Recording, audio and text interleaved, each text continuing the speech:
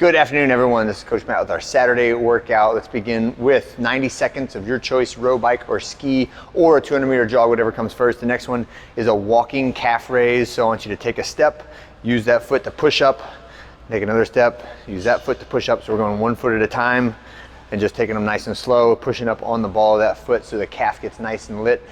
Next one is a pogo hop complex. So forward and then left and then right. So I'm just gonna bounce forward 10 times, then I'm gonna bounce left 10 times, then I'm gonna bounce right 10 times. Tiny little pops to the ground. I want you to actively drive the ball of your foot towards the ground so there's a snap that the ball of the foot strikes the ground with some impact, as opposed to like a soft, quiet jump like that with the knees. This should all be in the legs straight, and the motion comes from the ankles and the calf and the Achilles and the foot, okay?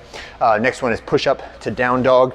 So just do your push up. If you need your knees, use your knees, and then shrug back into that down dog position, and then back to the ground. So push up to down dog, okay?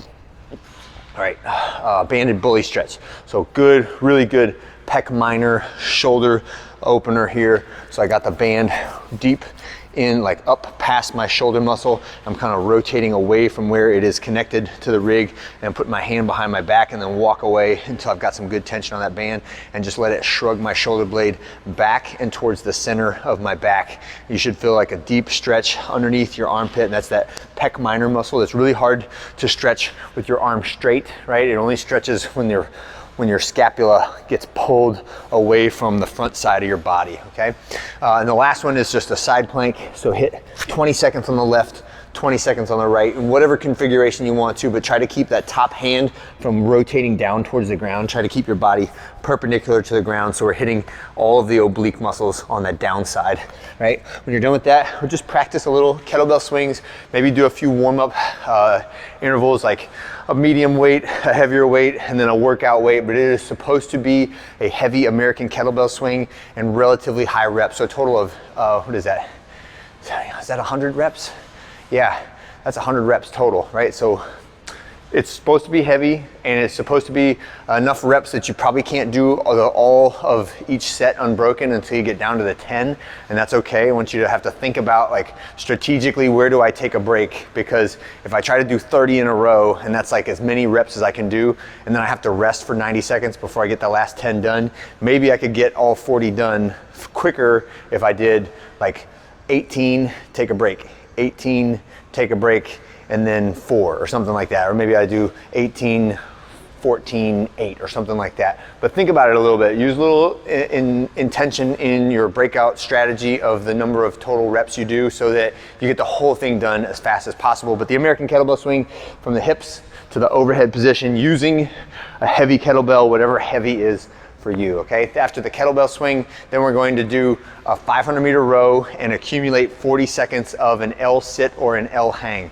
So the L sit would be like I'm using rings and supporting myself and bringing my body to that L position and just holding as long as I can, counting the seconds, resting a little bit, and then holding again until I get a total of 40 seconds. An L hang would be like I'm hanging from the bar, same thing.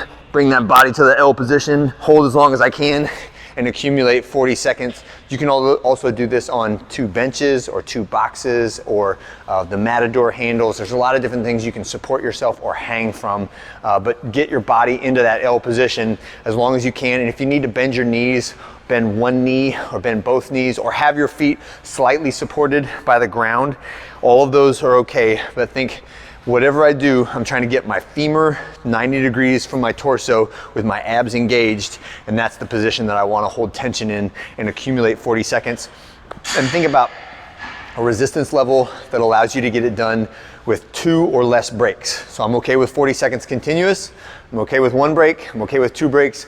If it's more than 2 breaks, then it's probably too challenging of a position, and you need to scale it just a little bit in order to create a longer duration of holds in it, okay?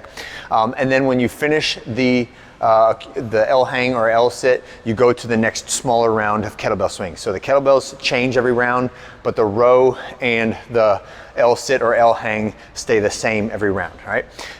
And you can also feel free, if you want to rotate between supported and L sit and an L hang the next round, then an L sit, and then an L hang on the last round. That's fine too.